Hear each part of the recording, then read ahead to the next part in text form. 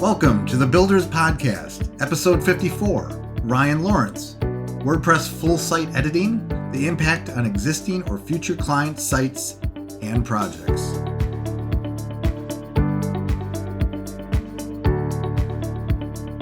Before we jump into this episode, please subscribe to this podcast, give us a thumbs up or a like, and share if we've earned it. With your help, we can reach more people and deliver these valuable from the trenches lessons to those that need it. Enjoy the episode. Hello, everybody. Welcome to another The Builders. Today we have back my good friend Ryan Lawrence. Hello, everybody. Ryan and I, if you don't know, we go way back. We go way, way back. This is his third episode, so you can go back kind of the first one where he was with Danielle, and they talked about kind of their dev history and a little bit about themselves, more about themselves. But basically, we met at Rapid Crush.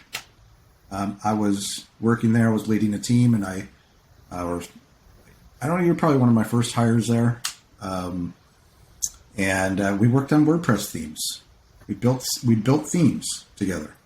That's right. So that was fun. It was. Yeah, I think I remember joining a small dev team that later expanded into a larger and larger dev team, and it was cool to see that growing throughout the time that we were there. Oh, it was an amazing team. It was it was so sad that it ended. We were having so much fun, and we were. I was anyway. I love building things. Obviously, that's why we called this podcast The Builders. Hence the name. Yeah. But we were building these themes, and we had a good 3-4 developers, a couple designers, and so designs were being made, and we were translating those and building these awesome themes. Built almost 100 in those years. I remember your last theme. I think it was a cat theme. One of the last themes. Oh yes, Kindred Kitties, I believe it was. Kindred Kitties. That was a fun one as a cat lover myself. So yeah, I knew as soon as I saw him, as soon as I saw that as an option, or I don't know if one of the designers just made it. I'm like, this is Ryan's, 100%. Oh, I appreciate that. I'm the first thing you think of when you see cats. Yes, yeah, pretty much. Yeah, if I see a cat theme, I think Ryan.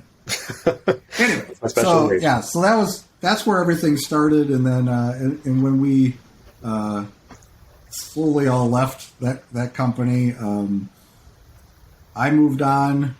Ryan, you had moved on already, and we hooked up. I called you, or I contacted you, or I messaged you, and I said, "Yeah, hey, what you doing? I'm out of work." That's right. And we've been kind of doing stuff together on and off. Me probably doing stuff for you more, but it's vice versa. I know you're there if I need you. We've had a little bit of a back and forth. Yeah, and it's kind of interesting because it's this is another part of the story. Is like so I had hired this team and I had to fire this team. Not my fault. It's not my fault. I was just following directions. That's right.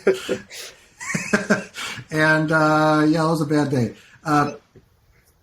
But it's interesting because even through all that, we had in those years we just built some really great relationships. And after we left there, we sort of all kind of came back together, and we've kind of been this little community online. 5 of us, 6, 7 of us, whatever it is. Yeah. And so we're always there. I'm always messaging, and we do stuff together. I just say hi to the others sometimes. Mm-hmm. But it's cool.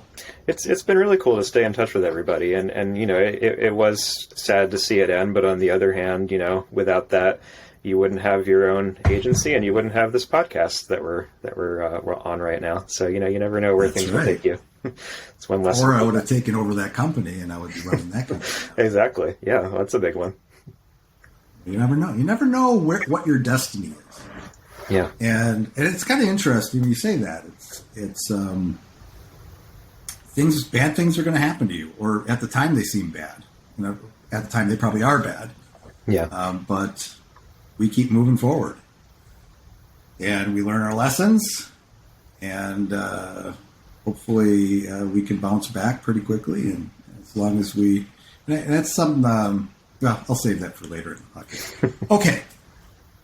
All right. So one of the things that has happened in the WordPress world, and Ryan and I were kind of discussing what we were talking about today a little bit. We want it to kind of be a relaxing one. Every time I have Ryan on, I know I can just relax. He's going to carry the show. And I'm glad I put you at ease. You put me at ease because you're a good friend, so I have nothing to worry about. But one of the big things that's happened in the WordPress space, and both of you and I work a lot with WordPress, obviously. I think my business is 90-95% WordPress still. Although I've been doing some Shopify and some random things here and there. Yeah, mine is probably even a bit more than 95% WordPress still. So is it? It's still, yeah. It's great. That's actually should be inspiring to, if there are any developers listening to this, or freelancers or agencies, that you can build an entire business just helping people with WordPress and do very well. Absolutely. If you just want to specialize on that. There's no shortage of it out there. That's for sure. Yeah, keeps coming. And the only reason I do other things is I say yes, so I could just do WordPress too. But one of the big things is obviously this. In the last few years, something called Gutenberg came along, the Gutenberg editor, which in and of itself is an interesting project as you learn more and more about it and what the plans are with it and all that. Yeah. But the big thing that's happened in just this past month with WordPress 5.9 is something called full-site editing, where it finally happened. Everything's a block. And including the headers, the footers, menus, logos, everything is a block. You have a site editor now. And I know that, and I'm going to let Ryan talk eventually here. I know that Ryan hasn't had an opportunity to dig into block editing or block development or full site editing and stuff because he's got existing legacy stuff he's working on. And but I was curious. Now I think we can talk about the impact though, and obviously you manage some pretty large sites, a number of clients that have WordPress, not all of them. And what do you think? Have you talked to any of your clients about that, or have they asked you questions about this new paradigm, or are they just oblivious and they just don't know that's even happening? Yeah, it's interesting. We kind of lightly touched on this before we started this episode, and I was kind of thinking about full site editing, both from a developer perspective and a client perspective, and I think the thing I kind of hit upon was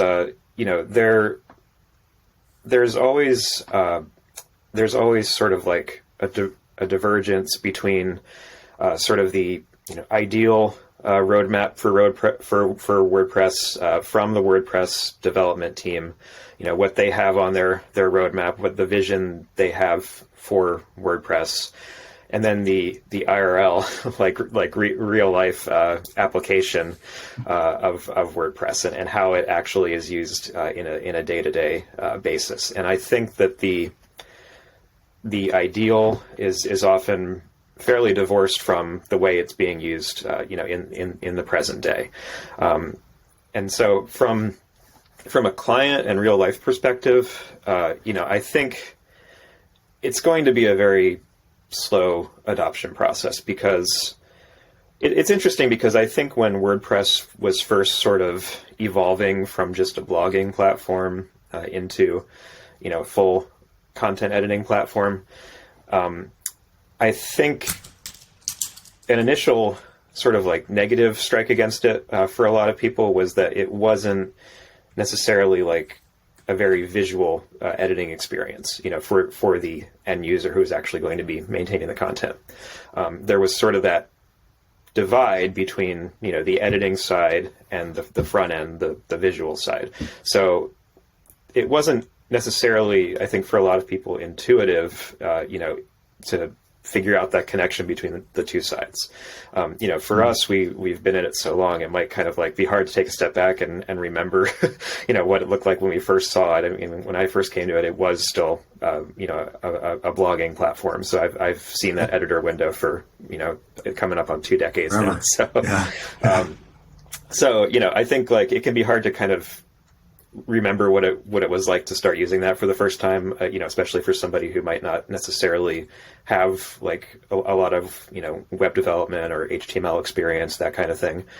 So I think it threw a lot of people off. And I think that's, what Gutenberg and now full site editing is sort of meant to address, is to sort of bring WordPress more in line with that kind of like, if not what you see as what you get, a little bit closer to a like one-to-one editing experience where you can kind of like envision, what's going to look like on the front end of the site. The thing though that I think has happened is WordPress was the way it was with the editor for so long that I think people have gotten used to that. The people editing the content have gotten quite used to that, distinct editor and sort of like, they know what to expect a bit more, and they know how the different tools work. And so now trying to get to a more, visual editing experience, it can be difficult for a lot of people to make that transition. So, we're talking about full site editing, and it's almost kind of hard to envision the full changeover, because a lot of the, legacy sites that I maintain, out of the several dozen sites that I might be maintaining at any particular time, especially those that have been around for several years or more. Like, honestly, like a lot of those, most of those possibly aren't even really using Gutenberg yet. So like they're still on the classic editor. So I think it's going to be a marathon, not a sprint to get everybody not just to the full site editor, but like even to that kind of intermediary step. And I think the WordPress dev team recognizes this, because I noticed in their, sort of GitHub milestones, they have a separate one, specifically for gradual adoption and how to roll that out, recommended practices and things. But I guess that's a really long answer, but I think that my overall takeaway is that it's going to be a slow adoption process, and there's going to be some difficulties involved in bringing people along for the ride. And that's what we get paid for, right? Well, exactly. This is going to keep us in business for a while, helping people make this transition. Yes, exactly. No, so I agree 100% with everything you're saying.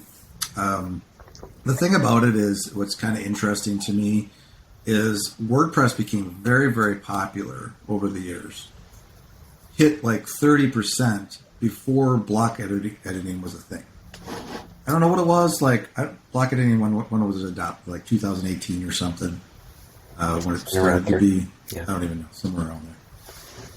Because I remember 2017, I was at Word Camp US in Nashville, and they were talking about it. I think they were still going to roll it out that next year. I don't know. But up until that, so WordPress became very popular with that kind of scenario where you have this editor and it, whatever shows up on the, you have to go look and see what it looks like once you put it in there. Yeah. Which, for an average user, is probably good. But if you're trying to do something fancy in there or whatever, that can get very tricky and messy, and things break. And yeah. So, just basic content, which was originally was just blogging. You might have an image and some content.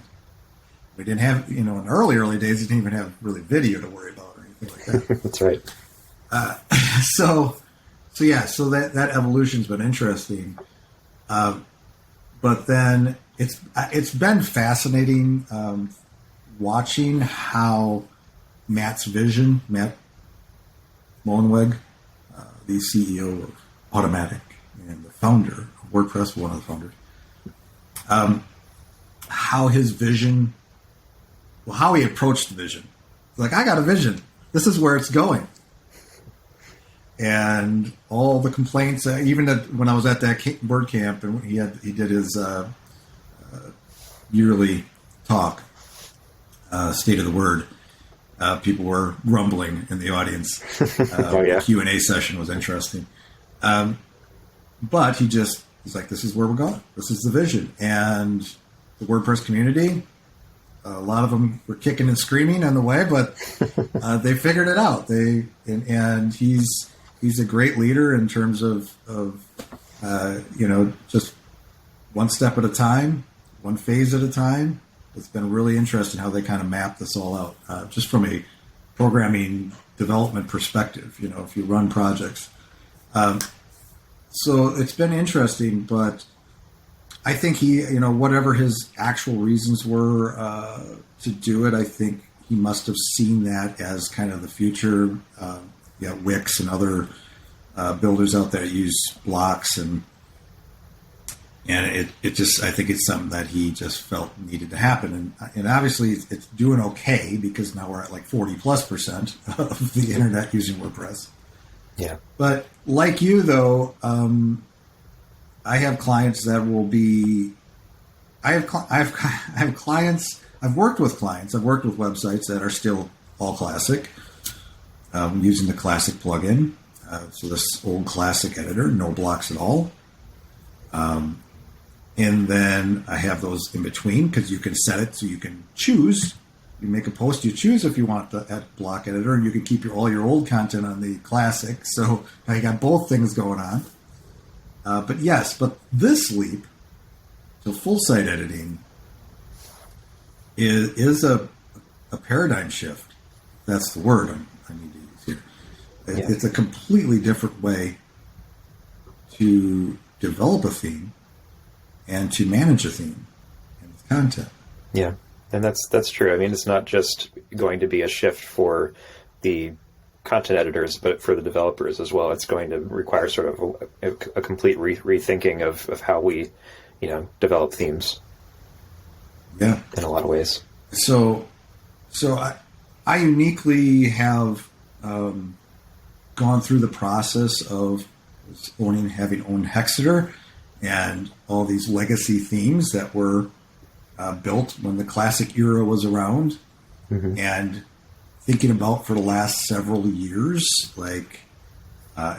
close it down last summer, I think, or fall, decided to end the project. And a big part of it was because I knew this big shift was happening, and it was just, with my business, too busy with the agency. There's all kinds of reasons, but I felt that if I was either going to have to figure out a development path to convert all those eventually, or not. It's interesting, because there's some people that just like, I'm not going to. Like the page builders, I think, isn't Elementor, aren't they like, they're hosting WordPress now, aren't they? They're creating their own hosting where I think they're going to control the whole thing instead of just being a plugin. I'm not sure. I'll have to check on that, but I wouldn't be surprised, because they sort of have created their own, ecosystem almost with their own tool set. Yeah. So I think they said, well, if we can't do it, it's going to be harder as a plugin. We'll just create our own scenario. Interesting. I saw that on Twitter. Somebody posted something about it. I haven't dug into it. I'm not a big Elementor guy, so I don't know. But it just seems like there's also there's an agency that I know about that I talked to them about helping them with some of their overflow work, and they're classic. That this is how they build sites. And and this was last year I was talking to them. I don't know if their minds will ever change, or maybe they will. I mean, I don't know. But they're like, this is the way we do it. This is our process, and they're doing good business. So, yeah. But yeah, I think that's everyone. It's going to be different that way. But as far as client by, I think it's client by client. I think it's case by case. Absolutely. And what's nice about WordPress, regardless of all this, is backward compatibility of it all. And it's still highly flexible in terms of how you do it. I think that's like with the API and everything too. It's like you don't even have to have a WordPress theme to use WordPress. Yeah, that's very true. React or something.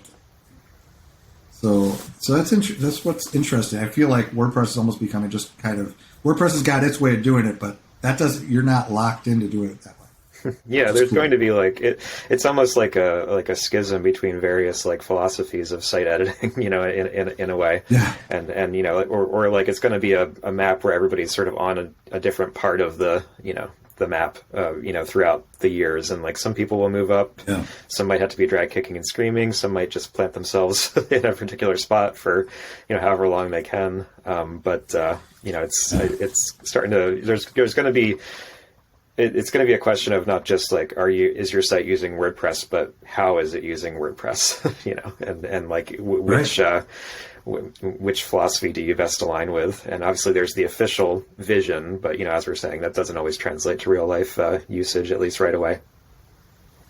Well, and I think there's a lot of factors involved.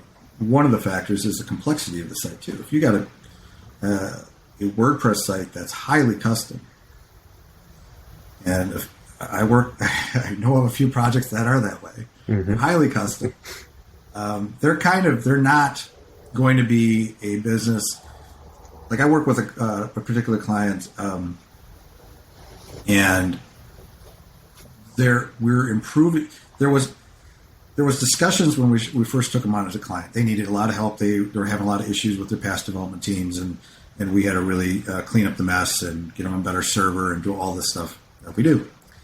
And so, but some of the early discussions was, well, what is the best path? Because they hated their theme and they had every right to.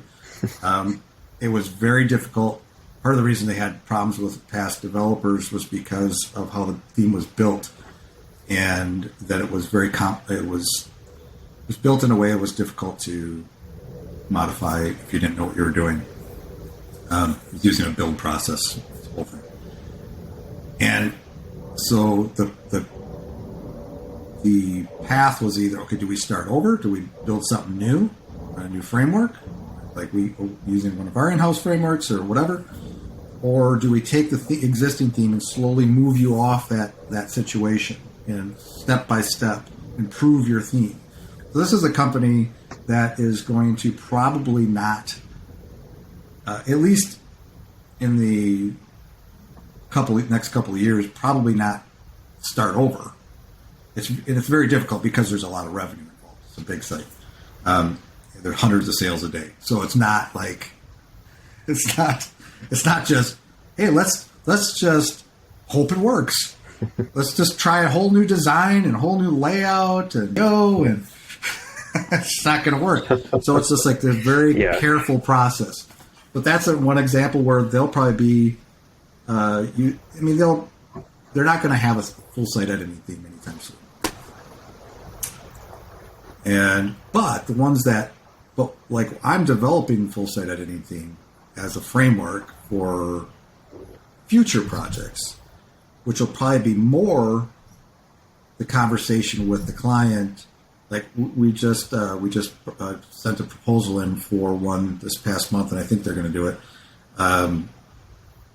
And the contact I had at that company was on board with learning how to do blocks. She's like, I even got a tutorial. I'm going to learn to do blocks. I'm like, great. And we're going to build your block theme. Client right there. Yeah. But that's a situation where you are starting from scratch, though. It's they're willing to. Maybe they're in a situation. What was it? I'm trying to think, because there's a couple of them. This particular one, I think it was a new website completely. But anyway, so like I said, case by case.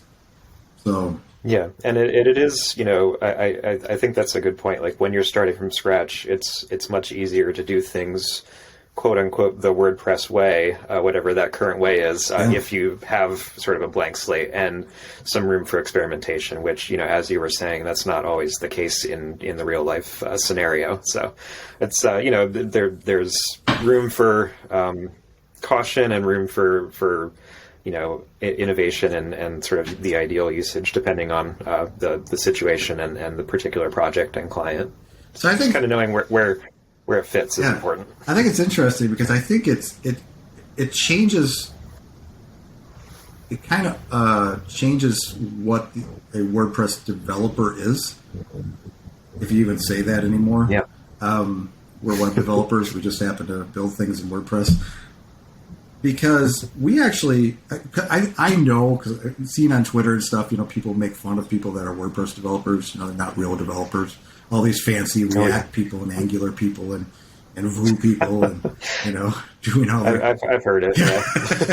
But the reality is we are just as skilled, if not have to even be more skilled, because we have so many, like we're talking about here, we have such an array of things that we need to. Every WordPress site you look at, it's built differently. Some really poorly, some good, but yes, yeah. And now you throw in the whole site editing thing and stuff.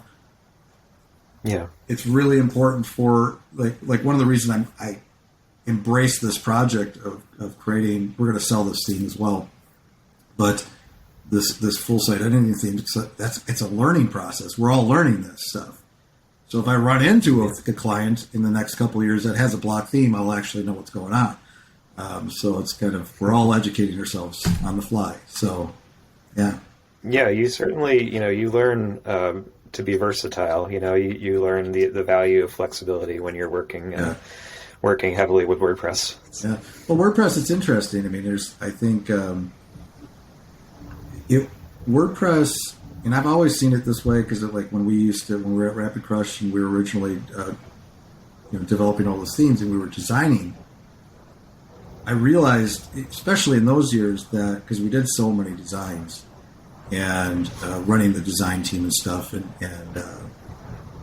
that there was nothing we couldn't do with WordPress. Yeah, it was always like, I was always waiting for that. Oh, we're not going to be able to do that. It's WordPress.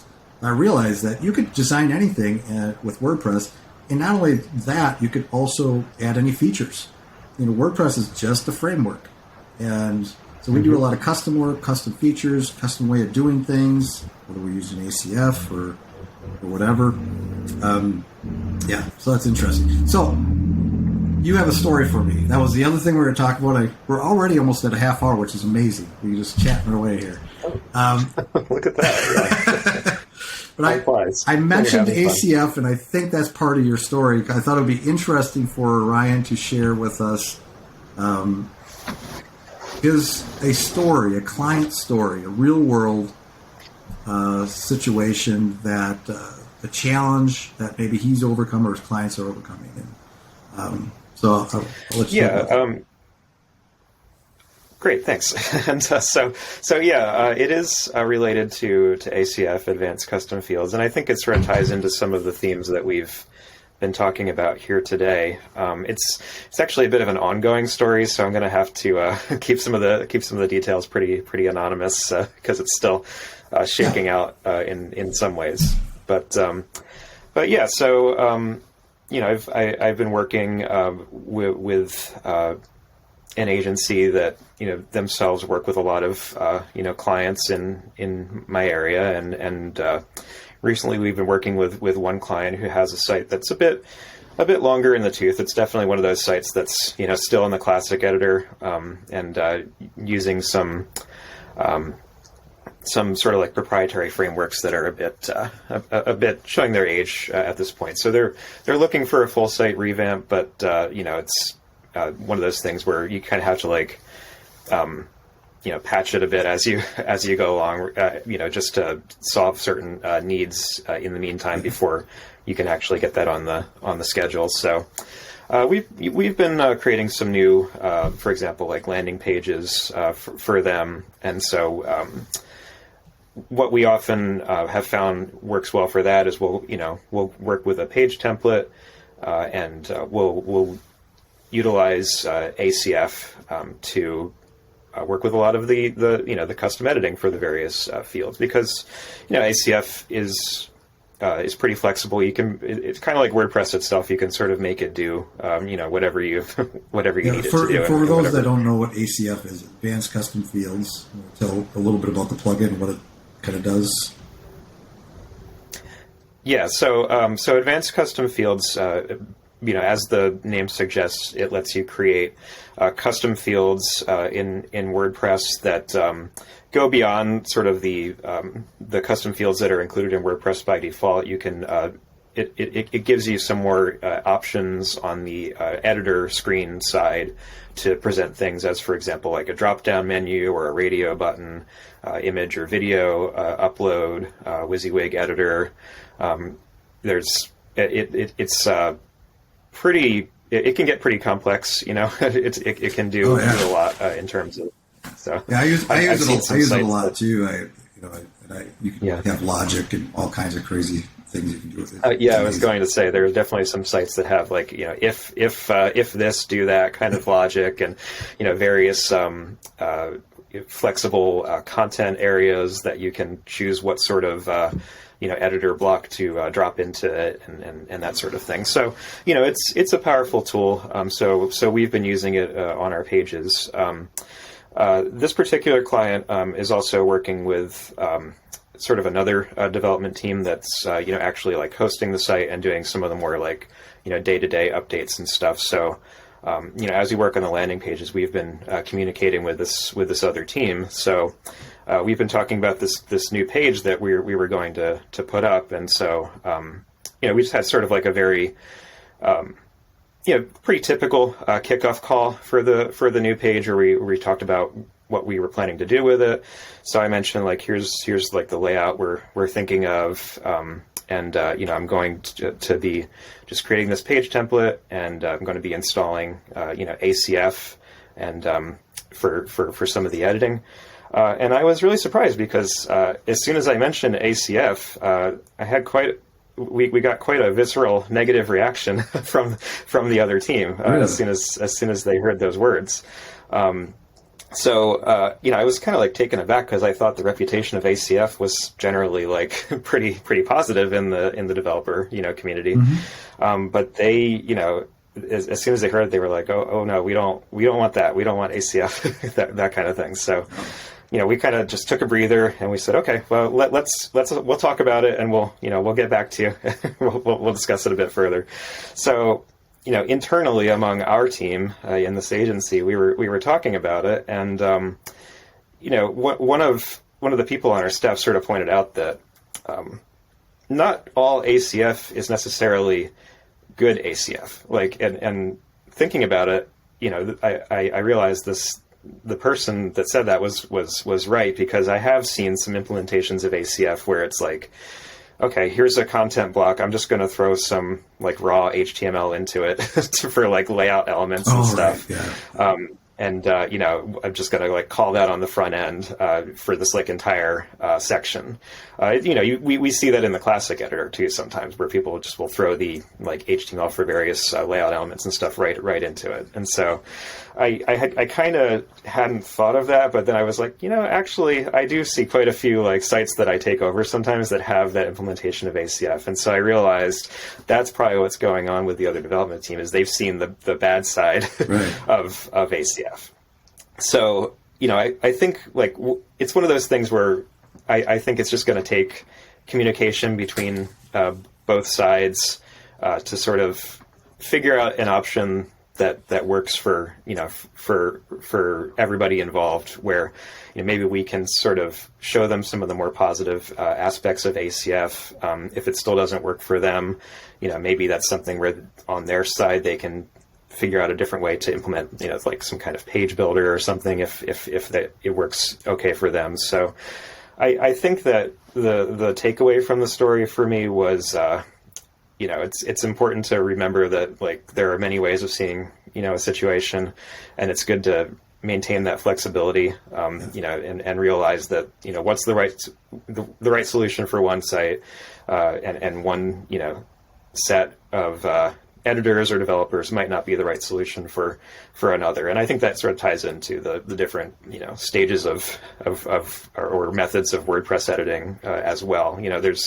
There's not going to be one right answer that's universally correct. And so you kind of have to think of what's right for the site, the people who are going to be editing the site, the people who are going to be developing the site. And often it will take, a lot of communication and flexibility on all parts to figure out a solution that works for everybody. So I think we're going to get there. We're going to, we're going to work it out. And I think it's going to be a pretty good and robust situation at the end. But, it's one of those things where communication is important. Flexibility is if anything, even more important. Yeah, 100%. Yeah, that's a great story. That's a good takeaway. Thank you. There is, it's interesting. I love hearing that story because it's something I specifically haven't run into with ACF either. But you use it in the right ways. You don't use it to hack things or to do crazy things. But that's where it's interesting. It's where you in a situation like that when you're working with another team, you have to leave your ego at the door. Your way is the only way, and everyone learns from each other. And hopefully the other team can leave their ego at the door too and be like, well, maybe they can be a little open-minded and learn from you who's used it and successfully in a lot of situations. But you're right. So communication is key. The client might have their own ideas or, and some clients are more closed-minded than others, and where they have a very, this is the only way we're going to do it. I've had clients where I've come in and I've given recommendations based on my experience and what I think is going to be the best solution for them long term or whatever, and they've let us just take the reins. But the opposite can happen very easily. But yeah. So that's interesting. Yeah, it's in the same way. You said, over the years, how many times have you gone into a website where there's HTML in the editor and not just HTML, not just paragraph tags. There's divs, there's classes, there's everything you can imagine in there. Well, too many times to count at this point. and those are hard to convert to anything. Luckily, with blocks, it'll convert the old editor to just an HTML block, and then you could sometimes convert that to full blocks, but sometimes not, depending on how it was built. But there's a lot of complexity there. Yeah. But that can be a little bit iffy depending on the the HTML involved. But yeah. But anyway, so no, that is a great story. And I wish you luck with that one. Hopefully you'll be able to win your case. Otherwise, would you? Again, it's depending on. So every project's a little bit different. The complexity of the project. We used to do meta boxes. I don't even know if meta boxes are going to be a thing in the future. I assume so. But WordPress is being a little sneaky these days. You notice that is true, and it seems like maybe they are being de-emphasized a bit. So, well, look at what they're now. I actually haven't looked at the official 5.9 update to confirm, but I knew this is what was coming. They're basically hiding widgets. You can still access the widgets admin, but you have to go there. You have to know the URL. What else? They were doing that too. There was something. Oh, there was one other. Was it the customizer? I think it might be the customizer. Yeah. So you can't even use the customizer. Well, I'm sure someone will create a plugin. Maybe I'll create a plugin that will show those things again. Kind of like the classic editor in the market there. Yeah. Yeah. Classic editor, classic customizer. That's right. Oh, it's yeah. It's funny because that was one of the things with Hexeter is one of the design decisions that I came up with early because I built the framework that built all those themes. And when I was talking to Jason, one of the founders, we were talking, and Will and everybody, we settled on the customizer was the future. Everything, all our fields, everything to, because they had the live preview. It seemed natural, like you're talking about everything being disconnected with the editor, well, we would have people just add their content in live preview, and they could see it update in live. So we solved that, and now they take it away. Yeah. So. It worked very well for the time. I think it was one of many possible futures, I think. But, Matt Mullenweg has his own unique vision. So yeah, well, see, that's weird because it's like I kind of knew when they communicated the vision, like I was trying to think about the roadmap and how they would do it. I thought that for the longest time, I thought that the customizer was where it would go. Where they would figure out how to just adapt the customizer to this. That would be the full-site editor. And then they just need to figure out what to do with the sidebar and then just how to drag. Because they had widgets blocks for a while. You could do widgets in there. And that was wasted dev time. But, it's interesting. Anyway, I'm going to just keep talking about web development all day long with Ryan. It's easy to do. Let's warm up our coffee. Let's get back at Well, it was great. It was great. Thank you for joining me. I think I had one other thing we were talking about, but we're going to try to keep it to 45 minutes today. We'll save that for another time because you are a regular guest. Sure. Always a pleasure. I'm glad to be part of the regular rotation.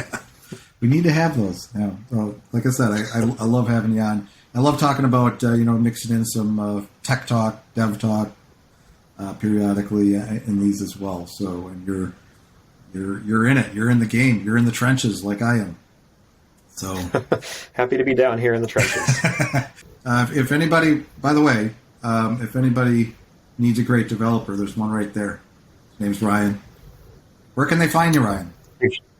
Appreciate that, Matt. So you can find me at ryanlawrence.com. So just feel free to send a request through the contact form. I will get it, and we can talk about whatever you're looking to do with WordPress or what have you. Probably WordPress, but I'm open to other things too. So feel free to get in touch, even if you just want to talk about what we talked about today or anything else. Yeah, awesome. Yeah, he's on LinkedIn too. I see him there once in a while. Oh yeah, or just use LinkedIn. That's easy too. Until next time, take care. Right. Thanks, Matt. That's all for today's episode. I hope you enjoyed that. Again, please subscribe if you haven't already and give us a thumbs up if we deserve it. If you want to comment on this podcast or provide me with requests on topics for future episodes, please find your way to thebuilders.fm. You can contact me there or add a comment under these show notes. Now a word from our sponsor, Unified Web Design. That's my agency. We build custom websites, features, we maintain websites, we work with agencies to fulfill their web design and development needs, and more. If you're interested in our services or looking for an agency to work with as a partner to build awesome sites for your clients, feel free to reach out to me at unifiedwebdesign.com. There's a handy contact me link at the top. Fill out that form and it will open a ticket, and that ticket will find its way to me. Thanks for joining me today. We'll see you next time.